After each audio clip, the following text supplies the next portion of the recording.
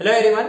Now let's see the next application of biotechnology. It is your field of medicine again and this is the molecular diagnosis. सबसे पहले तो ये bit आपको सिर्फ board वालों को नहीं है, this is just for NEET NCERT में दिया हुआ है, तो स्टेट बोर्ड वाले बच्चे ये बिट स्किप कर सकते हैं. ओके, डायरेक्टली एनसीईआरटी में दिया हुआ है तो नीट के लिए रिलेवेंट बिट है, सो नीट वाले बच्चे अच्छे से देखो. What is molecular diagnosis? First of all, diagnosis मतलब पता करना कोई भी चीज, जैसे कि बीमारियों को अपन डायग्नोस करते हैं, कोई भी बीमारी को पता करते हैं, उसके लिए अपन अलग अलग टेस्ट कैरी आउट करते हैं. ओके, और फिर अपने को बीमारी पता चलती. लेकिन जब हम किसी बीमारी की जानकारी के लिए कोई मॉलिक्यूल्स को डायग्नोस करेंगे, वो जो पैथोजन है, पैथोजन के कोई प्रोटीन्स को, पैथोजन के एंटीजेन्स, पैथोजन के कुछ टॉक्सिन्स या फिर पैथोजन के न्यूक्लिक एसिड्स, इन मॉलिक्यूल्स को जब आप अलग अलग तरीकों से पहचानने की कोशिश करेंगे, this is called molecular diagnosis. First of all, for all the diseases, understanding of diseases, for any curing or treatment of diseases, you should know the test of disease and you should know the pathophysiology. हम कोई भी बीमारी की कब जांच कर सकते हैं अच्छे से, जब उसके बारे में आपको पहले तो उसके सिम्टम्स देखेंगे, फिर उसके बाद वो बीमारी की टेस्ट करेंगे आप थोड़ी सी, फिर टेस्ट पॉजिटिव आने के बाद उसके ऊपर ट्रीटमेंट स्टार्ट करेंगे. लेकिन पूरा इसके दो तरीके रहते हैं आइडेंटिफाइंग द डिसीज. तो डिसीज जानकारी के लिए आपको डिसीज आइडेंटिफिकेशन आप दो तरीकों से कर सकते हैं. एक तो कन्वेंशनल मेथड्स है आपके पास, और जैसे कि आपकी सेरम टेस्ट या सेरम एनालिसिस, ब्लड में सेरम रहेगा ब्लड सेरम एनालिसिस, और यूरिन टेस्ट वगैरह करेंगे, ब्लड टेस्ट वगैरह कैरी आउट करेंगे. इनसे फिर आपको बीमारी का पता चल सकता. या आप रिकॉम्बिनेंट टेक्नोलॉजी, अपनी रिकॉम्बिनेंट डीएनए टेक्नोलॉजी का यूज करके, जिसके अंदर आप पीसीआर, ऑटो रेडियोग्राफी और एलिजा टेस्ट, ये टेस्ट को यूज करके आप आइडेंटिफिकेशन ऑफ डिसीज कर सकते. कन्वेंशनल मेथड मतलब आप ब्लड टेस्ट करेंगे, यूरिन टेस्ट करेंगे, ब्लड में, यूरिन में आपको सैंपल में आपको कुछ किसी पैथोजन के ट्रेसेस या पैथोजन के कुछ होने के आपको प्रूफ मिलेंगे, that you can confirm the presence of disease. या फिर आप इन तीन तरीकों से, ये मॉडर्न टेक्निक्स है. अब इनका फायदे क्या है, नुकसान क्या है? फायदे तो ये दोनों से पता चलेगा आपको कि बीमारी हो चुकी है, बट जब तक आपको ये, अगर आप कन्वेंशनल टेस्ट कर रहे हैं और अगर आप ब्लड टेस्ट या यूरिन टेस्ट के थ्रू डिसीज एनालाइज करने की, पैथोजन पता करने की कोशिश कर रहे हैं, तब तक आपको बहुत देर हो जाएगी. Because up till test have done, there will be a very high concentration of that pathogen in the body and that can be dangerous and it will be difficult to treat that pathogen. क्योंकि test करे तक वो organism बहुत grow हो जाता है ना अपनी बॉडी में, तो ब्लड टेस्ट करे तक पता नहीं चलता. जैसे कि HIV test for example, HIV अंदर का अंदर ग्रो होते रहता, फिर ब्लड टेस्ट करने के बाद जब पता चलेगा तब तक उसका कॉन्सेंट्रेशन बहुत बढ़ चुका होगा आपकी body. Okay, so this test have limit. आप इनसे ज्यादा, इनकी एक लिमिट रहेगी, सिम्टम्स आने के बाद ही आप ये टेस्ट करवा सकते. लेकिन आप अर्ली डायग्नोसिस अगर आपको करना है, ये अर्ली डायग्नोसिस टेक्निक से आपको जल्दी पता करने का है कि बीमारी है क्या नहीं. ओके, और ये थोड़ा सा लेट डायग्नोसिस होगा, आपको लेट डायग्नोस करके देंगे डिसीज. इतना लेट हो जाएगा कि the high concentration of pathogen will be there, और ये बहुत लो कंसंट्रेशन रहेगा, एकदम शुरुआती दौर रहेगा डिसीज डेवलप होने का, तब भी आप बीमारी के पता चल सकता, आपको पता कर सकते by this techniques.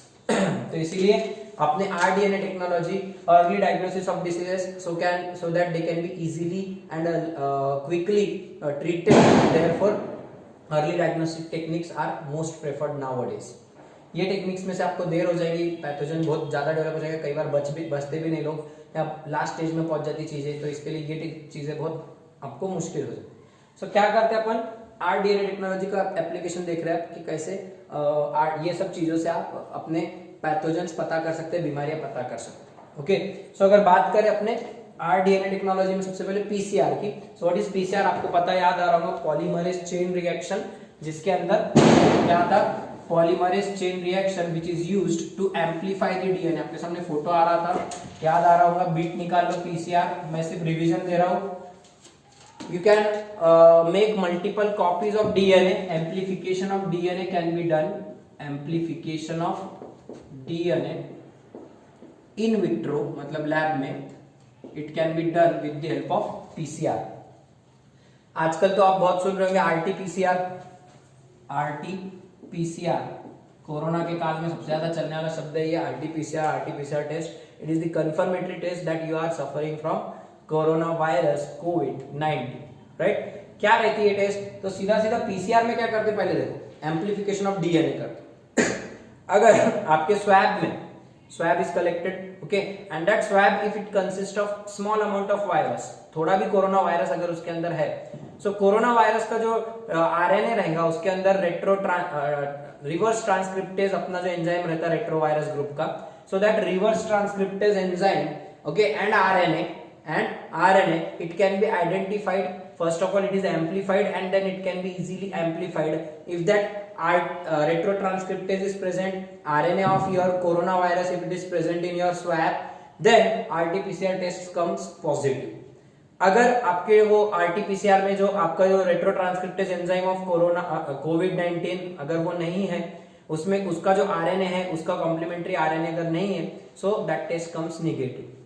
How why अपने को प्रोसेस में जाने की जरूरत नहीं है, बट पीसीआर टेस्ट करके आप क्या कर सकते हैं, you can simply amplify the DNA. अब इससे बीमारी कैसे पता चलेगी?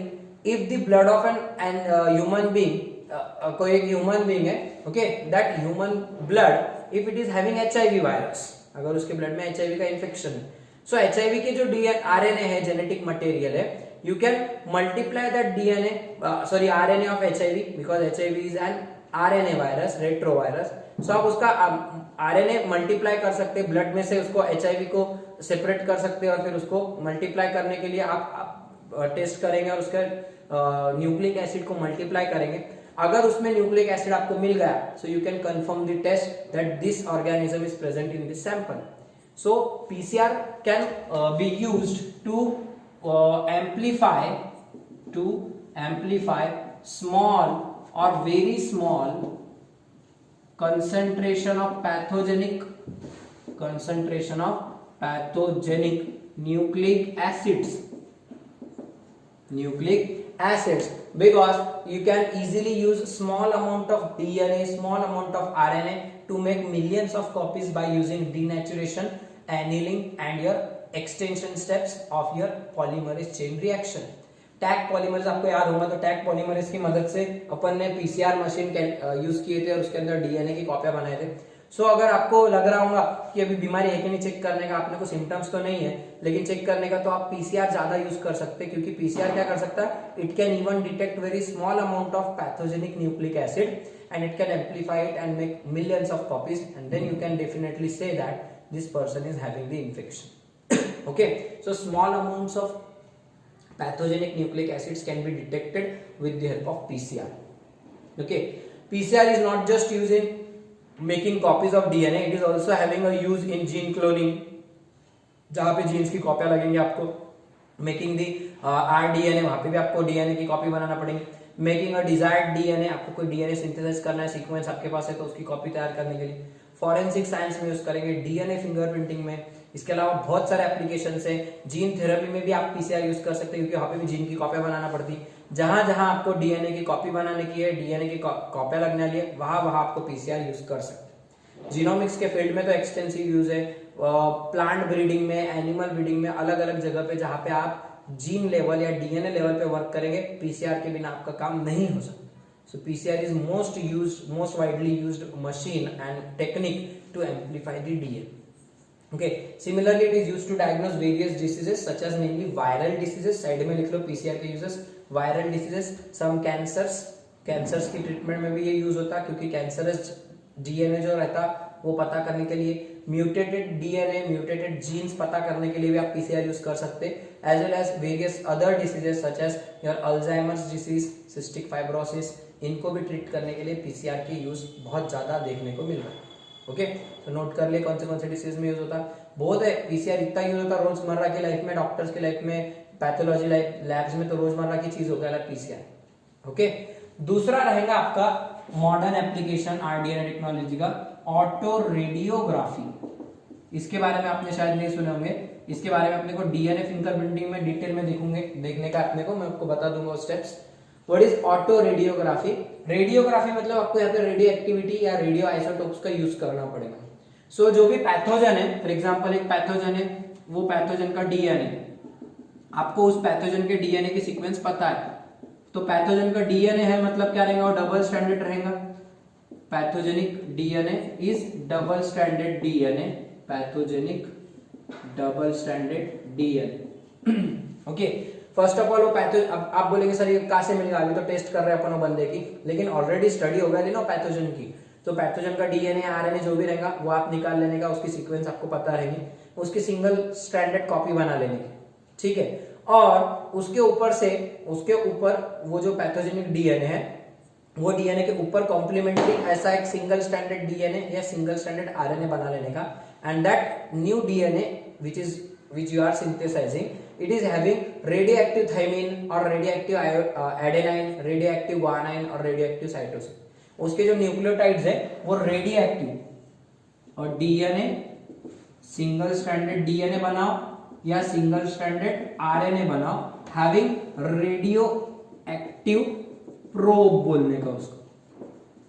थाइमिन रेडियोएक्टिव है, थाइमिन उसके स्ट्रक्चर में कार्बन वगैरह को रेडियोएक्टिव डाल दो थाइमिन के अंदर, या ऐसा मिलता बना सकते, रेडियोएक्टिव थाइमिन, रेडियोएक्टिव एडेनाइन, ये बना सकते। सो अगर आप ऐसा कर रहे हैं कि रेडियोएक्टिव प्रोब बोलने का, प्रोब मतलब पहचानने के लिए, जानने के लिए, प्रोबिंग, ठीक है, प्रोब करना।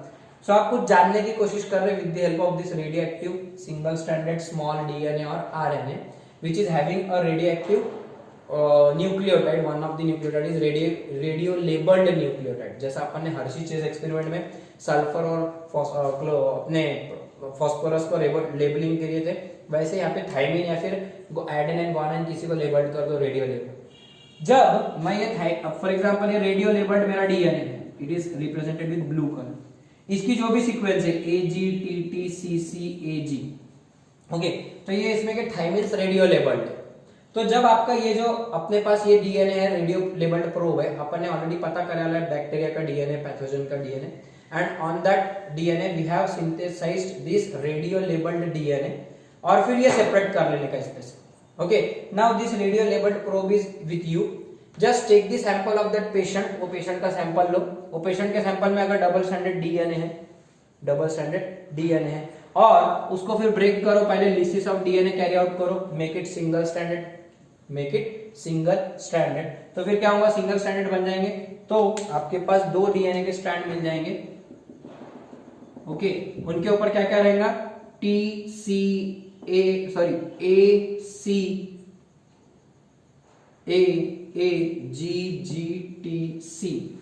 और ऊपर वाले स्टैंड पे क्या रहेगा, AGTTCCAG। आपका डीएनए ऐसा था, वो बैक्टीरिया का डीएनए पैथोजन का, पहले उसको सिंगल स्टैंडर्ड कर लो। सो ये सिंगल स्टैंडर्ड होने के बाद में आपको एक और दो, ऐसे दो अलग अलग सिंगल स्टैंडर्ड डीएनए मिल जाएंगे। लेकिन अब अपन ने सैंपल को क्या करे, सैंपल को ब्रेक कर ली, डीएनए का डीनेचुरेशन कर ली। Denaturation is what, separation and breaking of hydrogen bonds to make it single standard DNA, ये अपनी पीसीआर की स्टेप थी, राइट। तो आपने पैथोजेनिक डीएनए को सेपरेट कर लिया और सिंगल स्टैंडर्ड डीएनए में। Now add radioactive probe to this sample. अब ये रेडियोएक्टिव प्रोब इसमें डालो। रेडियोएक्टिव प्रोब क्या करेगा, it will be having AGTTCAG, तो वो नीचे वाले स्ट्रैंड से कॉम्प्लीमेंट्री, देखो वाला इसका कॉम्प्लीमेंट्री और नीचे वाले का, ऊपर वाले के जैसा है तो उसके साथ पेयरिंग नहीं करेगा, there will be complementary pairing between AGTTCCAG और नीचे वाले स्ट्रैंड की जो है TCAAGGTC। सो ये क्या करेगा, radioactive probe will complementarily pair with its another complementary strand, और फिर इसकी कलर अपने को दिखाई देगा। रेडियोएक्टिव कलर कैसा होगा, अपन जब इसकी एक्सरे इमेज लेंगे, वो जो सैंपल रहेगा उसको फिर ब्लॉटिंग करेंगे पेपर के ऊपर, वो सब स्टेप्स अपन डीएनए फिंगरप्रिंटिंग में देखेंगे। फिर वो जो डीएनए है ये इसके ऊपर रेडियोएक्टिव प्रोब नहीं लगा है, लेकिन इसके ऊपर प्रोब लग गया हुआ है, ठीक है। So you can easily identify the radio labelled DNA, this is the radio labelled DNA in the X ray photo. आप एक्सरे फोटो लेंगे पेपर का, so it will appear in the form of dark bands and that is known as auto radiograph. वो जो photo रहेगा उसको बोलेंगे auto radiograph. अब इसमें से पता क्या चल रहा, पता ये चल रहा कि अपन ने जो रेडियो लेबल्ड प्रोब डाले थे, that probe is the radio active DNA of your bacteria, right. और वही बैक्टीरिया का डीएनए अपने सेल में है क्या नहीं, अपने ब्लड में है क्या नहीं, ये आपको पता करना था। And if this complementary pairing is formed, if this radio labeled probe joins with the DNA present in your cell, means it confirms that there was a DNA of pathogen in your blood. अगर ये pairing नहीं होती थी, आपने radio labelled probe तो डाल दिए, लेकिन अगर उसके डबल स्टैंडर्ड आपको बैंड्स नहीं दिखेंगे, वो सिंगल स्टैंडर्ड का सिंगल स्टैंडर्ड ही रह गया। मतलब क्या हुआ, ब्लड सैंपल में ना डबल स्टैंडर्ड डीएनए था, ना आपके ब्लड सैंपल में पैथोजन था, ना उसका डीएनए आएगा, तो उसकी फिर कॉम्प्लीमेंट्री डीएनए भी आपको नहीं मिलेगा, मतलब आपकी टेस्ट निगेटिव आएंगे, आपको डायरेक्ट प्योर प्रोब डाले वाला सैंपल मिल जाएगा। सो ये प्रोब क्या करता, बस आपको पैथोजन डीएनए से कॉम्प्लीमेंट्री पेयर होगा और फिर आपको कलर तैयार करके देगा, आपको बैंड्स वहां पे एक्सरे फिल्म के ऊपर एक बैंड दिखाई देगा। नहीं रहा अगर पैथोजन तो ये बैंड दिखाई नहीं देता। समझ में आ रहा कैसे करने का ऑटो रेडियोग्राफी? सिंपली थोड़ा सा शॉर्ट में याद रखो। What is the principle behind autoradiography? A single stranded or double stranded DNA labeled with a radioactive nucleotide or probe is added to the sample. If its complementary DNA is present in the sample, then it will show bands, and if its complementary DNA is absent, it will not show bands. Okay, ये तो होगा pathogens के लिए। लेकिन अगर mutation के मामले में आपको एनसीईआरटी में म्यूटेशन वाला बिट डिस्कस कराया है। अगर मैं म्यूटेटेड डीएनए की बात करूं, कैसा डीएनए? Mutated DNA. तो पहले तो म्यूटेशन क्या रहता, change in the genome sequence और DNA sequence of a DNA की कोई सीक्वेंस बदल गई।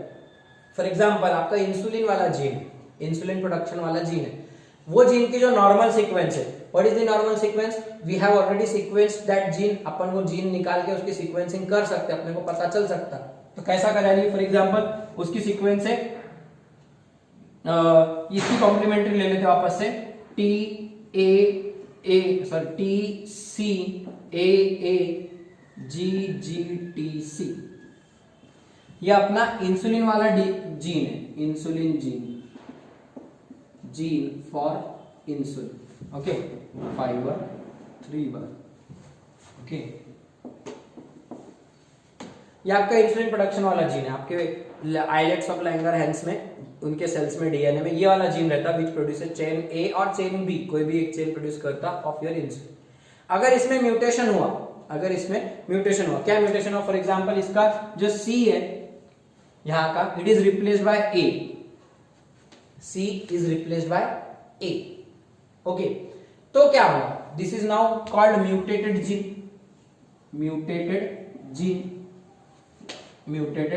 What was the normal gene? TCAAGTC. This was normal gene. Okay, नीचे आ रहा है mutated. What is mutation? Change in the sequence of nucleotide or shifting, deletion, addition, substitution of nucleotide by another nucleotide. So it is called point mutation. अपन ने cytosine sign is replaced by your adenine, ये mutated gene पे आ रहा है। लेकिन मेरे पास जो रेडियोएक्टिव प्रोब है वो ओरिजिनल जीन, नॉर्मल जीन से कॉम्प्लीमेंट्री रेडियो प्रोब तैयार कराला, रेडियोएक्टिव डीएनए तैयार कराला। तो अगर मैं ये सैंपल मिक्स करूंगा दोनों का, ये म्यूटेटेड जीन का और इसका, अगर मेरा जीन नॉर्मल है, if the gene for insulin is normal, then this radioactive probe, radio labelled DNA will pair with normal gene only. अगर मेरा डीएनए नॉर्मल है, मुझे में म्यूटेशन हुआ है या नहीं है, आपको ये चेक करना है वो बंदे में। अगर वो बंदे में म्यूटेशन नहीं हुआ है, if that patient is normal, gene is normal for insulin, then this radio labeled probe will pair directly with the normal gene because it is completely complementary to the normal gene. देख लो, A G will pair with C, T T will pair with A G C, जो भी है they will pair with the respective gene. Okay, G G इस तरीके से। लेकिन अगर वो पेशेंट में म्यूटेशन हो गया वाला है, उसका इंसुलिन बन रहा नहीं, तो आपने टेस्टिंग को गए कि इंसुलिन क्यों नहीं बन रहा, थोड़े दिन पहले तक तो बन रहा था। डॉक्टर बोलेगा इसके ऑटो रेडियोग्राफी करके देखते। डॉक्टर क्या करेगा, उसका सैंपल लेगा, डीएनए निकालेगा, डीएनए में जहां पे इंसुलिन वाला जीन है उसके फ्रैगमेंट्स वगैरह करेगा, और वो फ्रैगमेंट वाला जीन, मतलब ये जीन, उसमें नॉर्मल जीन से कॉम्प्लीमेंट्री जो अपना रेडियोएक्टिव है, you will add that radioactive probe here.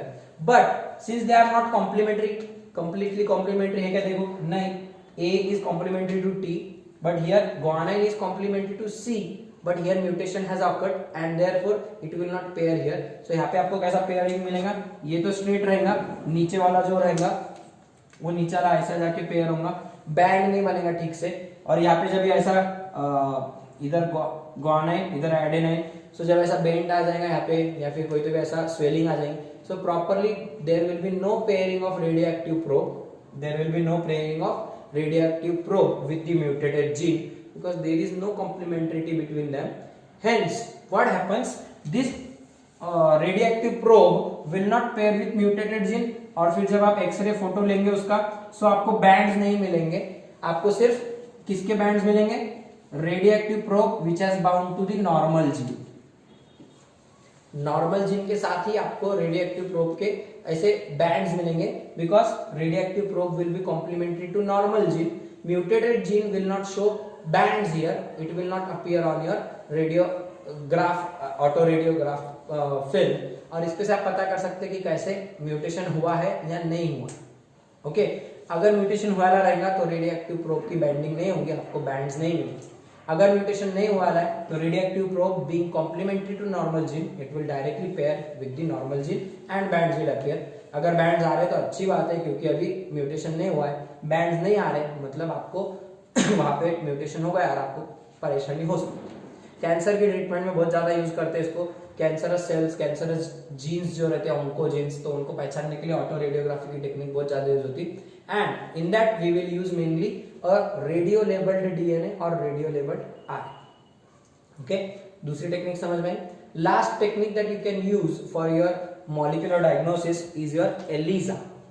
What is ELISA? आपने एचआईवी में सुना होगा नाम, human health and disease chapter में।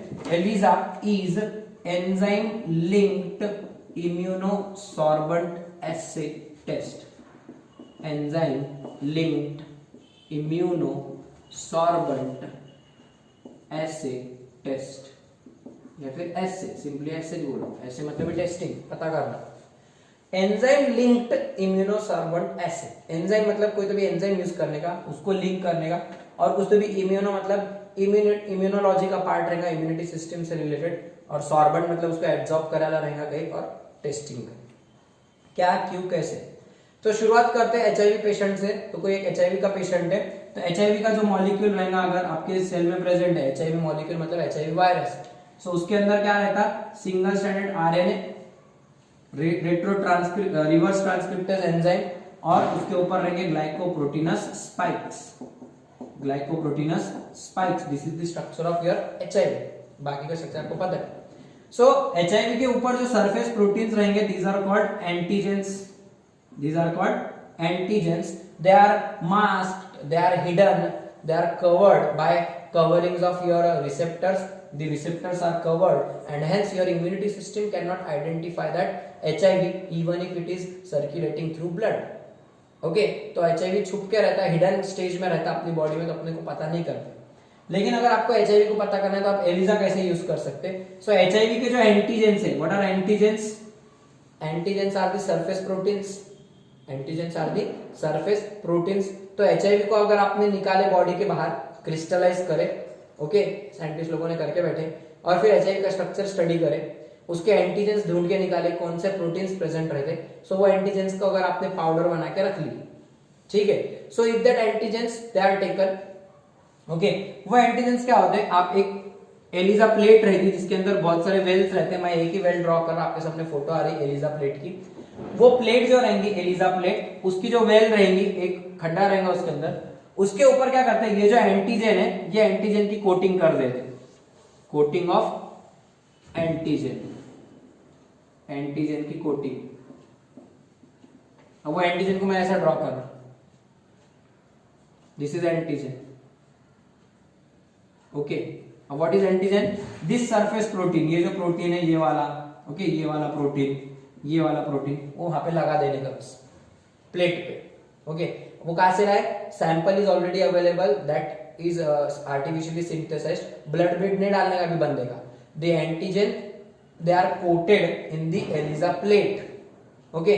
पैथोजेनिक, अपने को कौन सी बीमारी पता करने की है? एचआईवी, एड्स पता करने का उसको है क्या नहीं। सो बंदे की बॉडी में एचआईवी प्रेजेंट है क्या नहीं देखने के लिए एचआईवी के रेडीमेड एंटीजेंस, रेडीमेड प्रोटीन्स अपन एलिजा प्लेट पे चिपका देंगे। ओके, अब इसके अंदर क्या डालने का, ब्लड सेरम, इसके अंदर क्या डालने का, ब्लड सेरम। ओके, अब ये प्लेट में भरते कैसा, जो प्लेट रहेगी उसको ऐसा खड्डा रहेगा, उसमें एंटीजन डाल देने का और उसको पूरा खाली उल्टा कर देने का। उल्टा करने के बाद क्या होगा, excess of antigen will get washed away हो जाएगा और एक बस कोट रह जाएगी वो वेल के अंदर, ऐसे आजू बाजू पूरी कवर एक चिटक के रह जाएगा, बस एक वॉल, ठीक है, कवरिंग बन जाएगी। Similarly blood sample which is taken from that person, अभी पेशेंट मत बोलो उसको पर्सन बोलो, तो वो जो बंदा है उसका ब्लड सैंपल लेने का, उसमें से ब्लड सेरम लेने का। Blood serum is the upper part, वो सेपरेट करना आता blood serum. It has antibodies, it has antibodies, तुम्हारे बॉडी में जितने भी एंटीबॉडीज बनेंगे वो ब्लड में फ्लो होते रहते। तो अगर आप ब्लड सेपरेट करेंगे तो सेरम अलग हो जाएगा, ब्लड सेल्स अलग हो जाएंगे, ब्लड प्लाज्मा अलग हो जाएगा। सो जो सेरम रहेगा it will be without clotting proteins, without blood clotting proteins, fibrinogen वगैरह नहीं रहेगा, but yes it will be having antibodies, उसमें एंटीबॉडीज रहेंगे। जब एचआईवी वो पर्सन की बॉडी में अगर होगा, ठीक है, कोई भी बीमारी देखो कैसे वर्क करती, if HIV is present in body of that person, so HIV when it replicates, HIV when it replicates, so at that time these sites, these receptors, these antigens, they get unmasked, they get unmasked or uncovered for very small time, बहुत कम समय के लिए खुल जाते हैं। जैसे ही वो खुल जाते हैं, अपनी बॉडी में जो WBCs घूम रहे हैं, लिम्फोसाइट्स जो घूम रहे हैं, उसमें बी लिम्फोसाइट्स जो है, B lymphocytes they start identifying these antigens and that B lymphocytes will synthesise antibodies against it, B lymphocytes will synthesise antibodies against it. But ये एंटीबॉडी बनाने के पहले ही क्या होता, कई बार HIV, many times HIV soon covers itself, soon covers itself before making antibodies, वो फिर से खुद को छुपा लेता। लेकिन एक ऐसा समय भी रहता कि एचआईवी एक बार तो भी उसको उसकी कवरिंग को अनमास्क करना पड़ता, तो नए प्रोटीन की कोट तैयार होती और वापस जैसी प्रोटीन कोट बन जाती उसको वापस वो ढक लेता, ठीक है। तो ये कवरिंग जितने समय में निकलेंगी उतने कम समय के अंदर, with in that short time your body will start producing antibodies against the antigens. Okay, and therefore if there is HIV present in the blood, okay, at least few antibodies will be also produced by that person's B lymphocytes, and that antibodies will be also therefore identifiable in the blood serum of that person। समझ में आ रहा? तो उसके body में अगर HIV है तो उसके ब्लड में थोड़ी ना थोड़ी क्यों ना हो एंटीबॉडीज रहेंगी। बहुत ज्यादा एंटीबॉडीज नहीं बन सकती, क्यों? क्योंकि वो ज्यादा देर तक खुद को अनमास्क नहीं करता, छुपा के रखता, लेकिन जितने कम समय के लिए अनमास्क करेगा उतने से थोड़े बहुत एंटीबॉडीज अपने बॉडी में तैयार हो जाए। ओके, अब अपन क्या करें, इधर एंटीजन लगा दिए एचआईवी का, पेशेंट का, पर्सन का ब्लड निकाले, उसमें से ब्लड सेरम निकाले, उसमें एंटीबॉडीज है। Okay, now at that serum here, वो सेरम की कोट लगा, अगर सेरम में एंटीबॉडीज है, अगर सेरम में एंटीबॉडीज है तो क्या होगा, antigen antibody interaction will take place, antigen antibody interaction will take place, it will lead to formation of antigen antibody complex, it will lead to formation of antigen antibody complex. Second step समझी, पहली step में अपन ने readymade antigen लगा दिए plate में, second step में person का जो भी सेरम है वो डाल दिए, अगर सेरम में एंटीबॉडीज है तो antigen antibody interaction will take place and antigen antibody complex is formed. Second step हो गई। अब क्या करने का, simply add one enzyme either peroxidase और अल्कलाइन फॉस्फेटेज। कौन सा एंजाइम डाल देने का, परऑक्सीडेज, परऑक्सीडेज और अल्कलाइन फॉस्फेटेज। ये एंजाइम क्यों, because these two enzymes they can identify, they can bind with antigen antibody complex।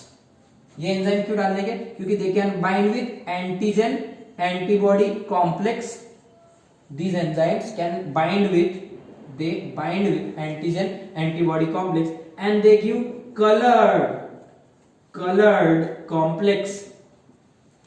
अपन ने क्या डाल दिया इसके ऊपर, ये एंजाइम डाल दी। Okay, so this complete complex will form colour in the well, a colored substance, colored complex is formed in the well, and if color appears means that the person is having a positive test for HIV.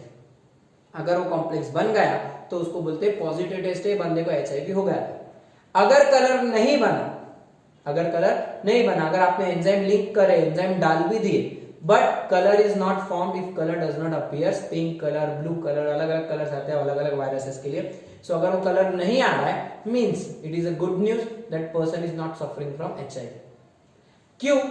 क्योंकि जो अभी इसके पीछे का गणित क्या है, देखो लॉजिक क्या है। एलिजा की प्रोसेस समझ गए कि पहले देखो क्या थी process, antigen, readymade antigen was taken, artificial synthesis antigen, it was coated on the ELISA walls, wells, okay, walls of ELISA wells.